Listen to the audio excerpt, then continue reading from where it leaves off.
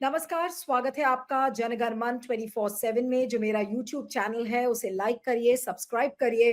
और एक बहुत ही दुर्भाग्यपूर्ण खबर है जिसके साथ आज मैं आपसे मुखातिब हो रही हूँ। कल देर रात 9:30 बजे के करीब जो एनसीपी नेता हैं बाबा सिद्दीकी, उनकी गोली मारकर हत्या कर दी गई। वो अपने बेटे ज़ीशान सिद्दीकी जो कि मुंबई सरकार में विधायक हैं, उनके अपने बेटे के ऑफिस में गए थे और उस कार्यालय से जब वो बाहर निकल रहे थे तो कुछ लोगों ने 5-6 राउंड्स फायरिंग की किए और फायरिंग करने के बाद और फायरिंग भी 9.9 एमएम की पिस्टल से किया फायरिंग। एक गोली उनके 2 गोलियां उनके सीने में लगी है, 3 गोली कुछ लोग बता रहे हैं कि पेट में लगी है। और जब तक उनको लीलावती अस्पताल लेकर गए तब तक वो मर चुके थे। उनको डिक्लेयर्ड डेड घोषित किया गया। अब इस हत्या के मामले में 2 लोगों को गिरफ्तार करा गया है। 23 साल का एक लड़का है गुरनैल सिंह जो कि हरियाणा से है और धर्मराज कश्यप जो कि 19 साल का लड़का उत्तर प्रदेश से है। और इन दोनों के बारे में बताया जाता है कि ये लॉरेंस बिश्नोई गैंग के मेंबर्स हैं। और अब लॉरेंस बिश्नोई के ग्रुप ने इस पूरे हत्याकांड की जिम्मेदारी भी ले ली है। और ये मैं इस बात को इसलिए कह रही हूँ क्योंकि एक फेसबुक पोस्ट है जिसका मैं आपको स्क्रीनशॉट दिखाना चाहती हूँ। उस फेसबुक पोस्ट को अगर आप ध्यान से देखें तो ये फेसबुक पोस्ट शुभू लोंकर महाराष्ट्र के नाम से है, जो एक फेसबुक हैंडल है।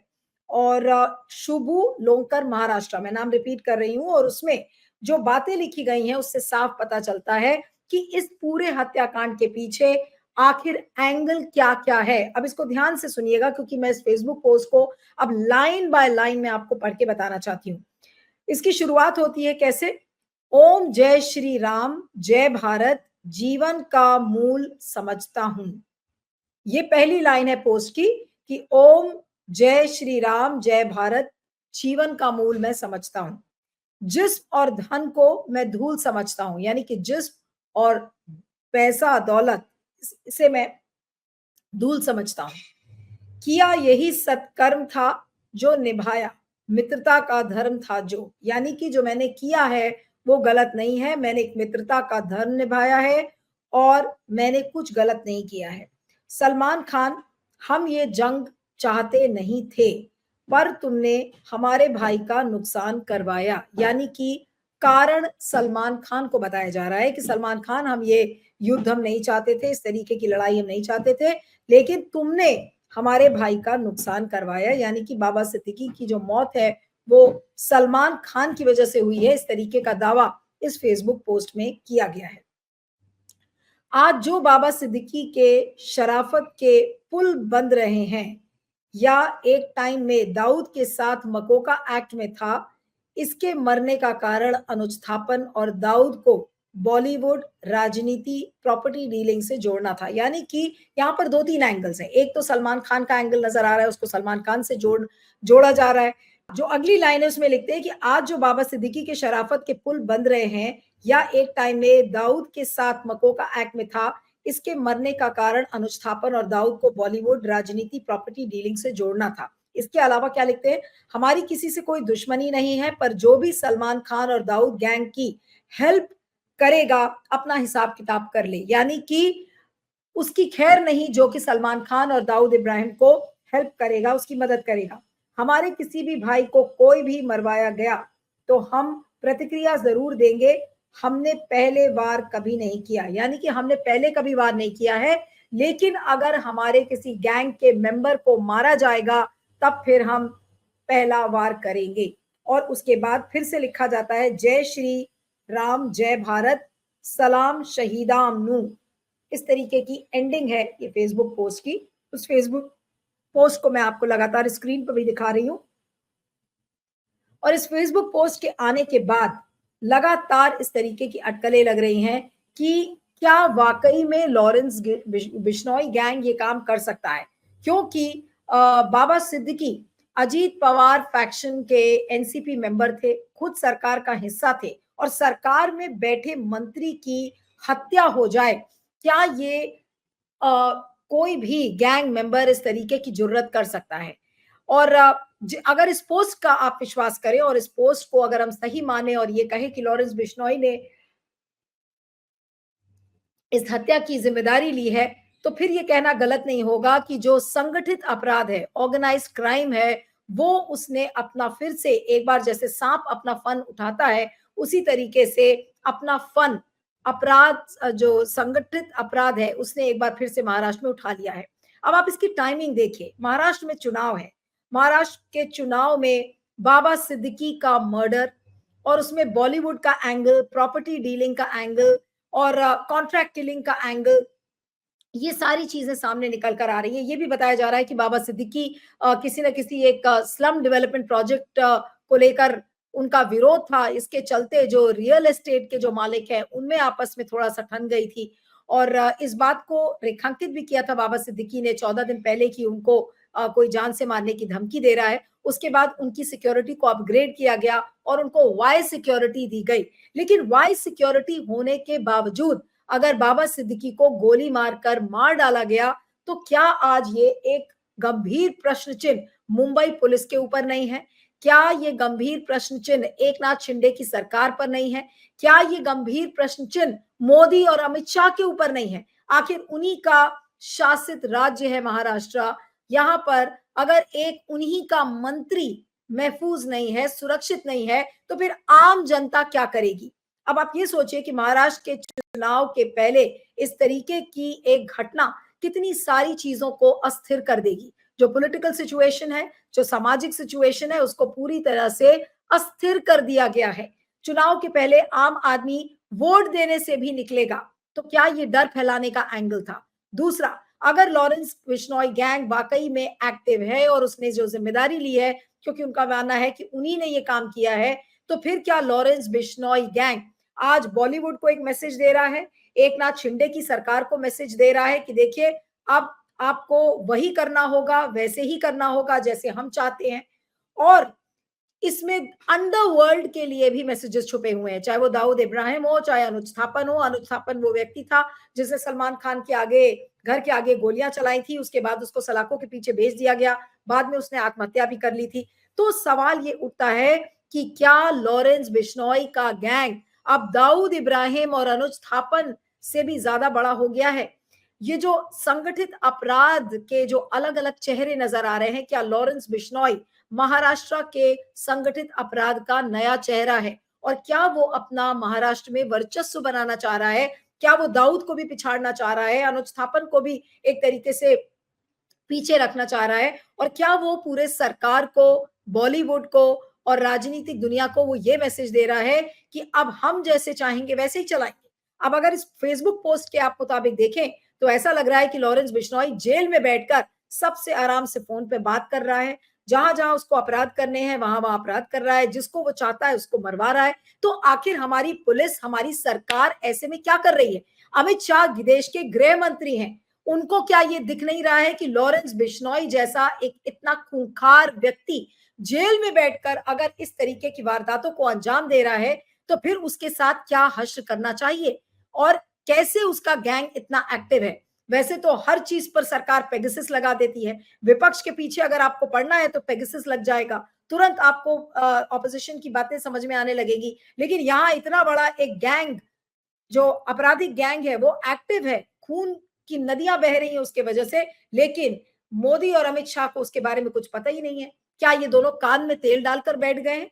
क्या उनको दिख नहीं रहा है कि यहाँ पर महाराष्ट्र के राज्य में क्या हो रहा है? वो भी चुनाव के पहले इस तरीके से गैंग एक स्थिरता लाने की कोशिश कर रहा है। क्या ये जानबूझकर कोशिश की जा रही है कि महाराष्ट्र के चुनाव को टाल दिया जाए, ये बोलते हुए कि देखिए कानून व्यवस्था ठीक नहीं है? अब उससे भी बड़ा सवाल है कि लगातार जो ऑपोजिशन के लीडर्स हैं, वो सवाल खड़े कर रहे हैं और शरद पवार ने तो ये तक कह दिया कि कि भाई जांच की अनाउंसमेंट, क्योंकि क्राइम ब्रांच को ये पूरी जांच सौंप दी गई है, फॉरेंसिक डिटेल्स लिए गए हैं और तमाम ये बातें सामने आ रही हैं कि भाई बिजनेस राइवलरी का एंगल हो सकता है, कॉन्ट्रैक्ट किलिंग हो सकती है और जो स्लम रिहैबिलिटेशन प्रोजेक्ट है उसको लेकर ये हत्या अगर हुई है, तो सवाल ये उठता है कि क्या केवल एक जांच की घोषणा करने से काम बन जाएगा? शरद पवार ने ये कहा कि भाई जो सरकार है, जो ruling government of the day है, उसको अपनी जिम्मेदारी लेते हुए और लोगों से इस्तीफा मांगना चाहिए। यहाँ पर गृह मंत्री जो महाराष्ट्र के हैं, देवेंद्र फडणवीस, जो कि पूर्व मुख्यमंत्री रह चुके हैं, उनके इस्तीफे की लगातार मांग हो रही है। चाहे संजय राउत हो, चाहे प्रियंका चतुर्वेदी हो, चाहे वो कांग्रेस के ही नेता क्यों ना हो, सारे सब लोग जो कानून व्यवस्था है, जो लॉ एंड ऑर्डर है, उसके ऊपर सवाल खड़े कर रहे हैं कि ये कहाँ का जंगल राज महाराष्ट्र में आ गया है। और सबसे मजे की तो बात यह है कि सारी पॉलिटिकल पार्टीज ने आज अपने प्रोग्राम कैंसिल कर लिए हैं, लेकिन बीजेपी के जो मंत्री हैं, हमारे केंद्रीय मंत्री, रेल मंत्री, वो आज बांद्रा में ही, जहां पर ये घटना हुई है, वहां पर एक कार्यक्रम में शामिल होने जा रहे हैं। तो अब आप ये सोच लीजिए कि ये कितनी असंवेदनशील सरकार है और इस घटना के पीछे का मोटिव क्या है, किससे क्या हासिल, किसने क्या हासिल किया है इस हत्या को करके। लेकिन सवाल यही उठता है कि लोग स्तब्ध हैं, लोग चकित हैं, लोग इस बात से हैरान हैं कि मुंबई जैसे कमर्शियल कैपिटल में दिन दहाड़े एक, वो भी सरकार में बैठे व्यक्ति की अगर इस तरीके से खून हो जाता है, उसकी हत्या हो जाती है, तो फिर आम आदमी कितना सुरक्षित है। और ये पूरी पूरी वारदात एक ऐसे समय में आई है जब चुनाव सिर पर है और लोग यही सवाल खड़े कर रहे हैं और लोग कह भी रहे थे, क्योंकि महाराष्ट्र की जो राजनीतिक जमीन थी वो बीजेपी के अनुकूल नहीं थी और लोग यही कह रहे थे कि कोई ना कोई बहाना ढूंढा जाएगा कि महाराष्ट्र के चुनाव को टाला जा सके। तो क्या ये वही बहाना है महाराष्ट्र के चुनाव को टालने का?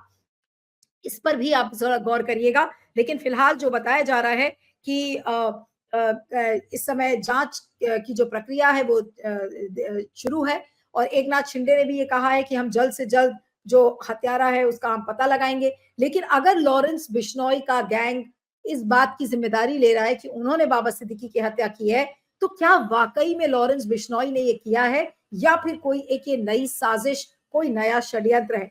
लगातार इसको लेकर प्रतिक्रियाएं आ रही हैं। कुछ प्रतिक्रियाएं मैं आपको थोड़ा सा पढ़ देना चाहती हूँ। जैसे कि मनीष तिवारी ने ये कहा कि जो भी हुआ बहुत ही दुर्भाग्यपूर्ण है, अत्यंत निंदनीय है। सरकार को ये पूरी कोशिश करनी चाहिए कि जो भी इसका जिम्मेदार है और जो भी इसके पीछे है उसे सख्त से सख्त सजा दी जाए। इसके अलावा और भी कई हैं। सुप्रिया श्रीनेट का मैंने आपको जिक्र किया भी था। उन्होंने यही लिखा है कि बाबा सिद्दीकी की निर्मम हत्या से पूरा देश स्तब्ध है, उनके परिवार के लिए प्रार्थनाएं। महाराष्ट्र में फैले जंगल राज में कभी लाइव टीवी पर हत्या होती है, कभी थाने में गोलीबारी होती है, कानून व्यवस्था दम तोड़ चुकी है और मैं हैरान हूं कि आज बांद्रा में रेल मंत्री एक कार्यक्रम कर रहे हैं। क्या ये मानवता है? इस बात को सुप्रिया श्रीनेट ने लिखा है। सुप्रिया श्रीनेट के अलावा भी संजय राउत ने क्या कहा है वो भी मैं पढ़ देती हूँ। ये कुछ थोड़ी बहुत प्रतिक्रियाएं जो आ रही हैं। संजय राउत ने ये कहा है कि जिस तरह से अपने स्वार्थ के लिए पुलिस का इस्तेमाल किया जा रहा है, ये उसका नतीजा है कि कानून और पुलिस का कोई डर नहीं है और इस तरह दिन दहाड़े हत्याएं हो रही हैं।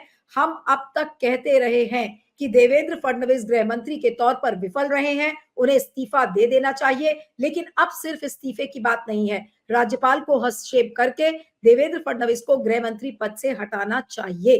तो इस तरीके की पुकारें लगने लगी हैं कि देवेंद्र फडणवीस को हटना चाहिए। अब इसमें बलि किसकी चढ़ेगी ये पता नहीं है, लेकिन गंभीर सवाल आज मुंबई पुलिस, एकनाथ शिंदे की सरकार और खुद मोदी और अमित शाह पर खड़े हुए हैं कि भाई आप ही के राज्य में आप ही की सरकार है, आपके मंत्री को इस तरीके से अगर गोली मारकर कोई हत्या कर देता है तो फिर आप क्या कहेंगे? अब ये हत्या किसने की है, इसका मोटिव क्या है, इससे किसको फायदा पहुंच रहा है? बहुत पचासों एंगल्स इस समय दिए जा रहे हैं कि ये व्यावसायिक मर्डर है, इसमें बिजनेस राइवलरी का एंगल हो सकता है और बहुत बॉलीवुड एंगल भी नजर आ गया है, अंडरवर्ल्ड भी आ गया है, लॉरेंस बिश्नोई का भी एक एंगल आ गया है। तो हर चीज को एक तरीके से कंफ्यूज करने की कोशिश की जा रही है। इस मामले में क्या ईमानदार जांच होगी?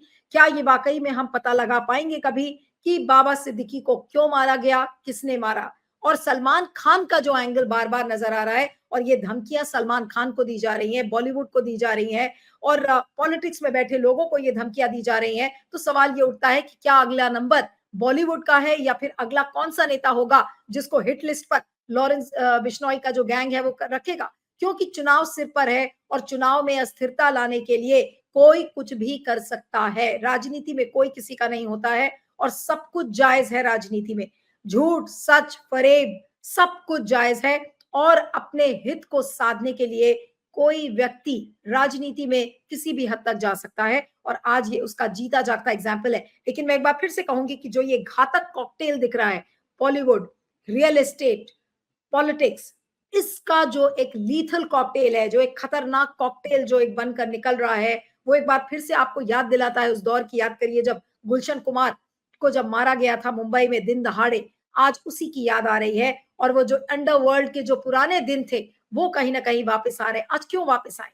इसीलिए ना कि सरकार ने इसको प्रोत्साहन दिया, सरकार ने इस पर कोई कड़ी वा कार्रवाई नहीं की। आप जिससे मुंबई में बात करिए वो आपको कहेगा कि देखिए यहाँ तो हमको हफ्ता देना पड़ता है, हफ्ता वसूली का काम, एक्सटॉर्शन का काम, ये सारा काम मुंबई में चलता है। और मुंबई में बैठी सरकार जो एकनाथ शिंदे की है और केंद्र में मोदी की सरकार, वो बिल्कुल बेबस है। लॉरेंस बिश्नोई के गैंग के आगे बेबस है। वो बेबस है किसी तरीके के एक्सटॉर्शन और किसी तरीके से ये हफ्ता वसूली की चोरी को रोकने के लिए। तो आज मोदी सरकार और शाह साहब भी बताएं कि आखिर आज बाबा सिद्दीकी की मौत के लिए कौन जिम्मेदार है? आज क्या ये बात कहने से जो लॉरेंस बिश्नोई के गैंग मेंबर ने कहा कि सलमान खान एक कारण है, तो क्या ये सलमान खान को धमकी दी जा रही है कि भाई अगर इसमें अब सरकार ने इंटरवीन नहीं किया तो सलमान खान की अब जान जाएगी?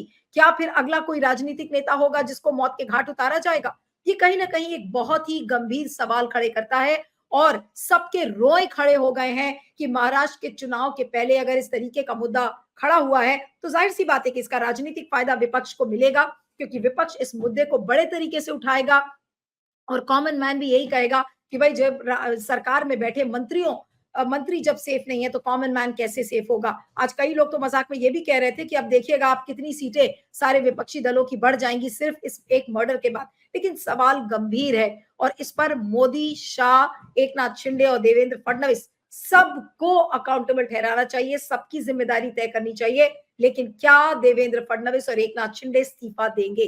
क्या मोदी जी उनसे सवाल करेंगे कि कैसे लॉरेंस बिश्नोई गैंग की यह हिम्मत हुई कि कैसे इस तरीके का उसने फेसबुक पोस्ट भी लिखा, उसको वायरल किया और तमाम मीडिया रिपोर्ट्स अब उस पर तमाम आ रही हैं। हमारे क्या कर रहे हैं अमित शाह साहब जो कि पेगासस के प्रेमी हैं, मोदी जी भी पेगासस के प्रेमी हैं। आज पेगासस आप विपक्षी दलों के फोन्स में और डिवाइसेस में लगा सकते हैं, तो कम से कम आपका खुफिया तंत्र इतना तो सक्षम है कि लोगों को ये पता करके बता सके कि बाबा सिद्दीकी के मौत के पीछे कौन हाथ है। इस वीडियो पर आपके फीडबैक का मुझे इंतजार रहेगा। बने रहिएगा मेरे साथ जनगणमन 24/7 पर। Thank you.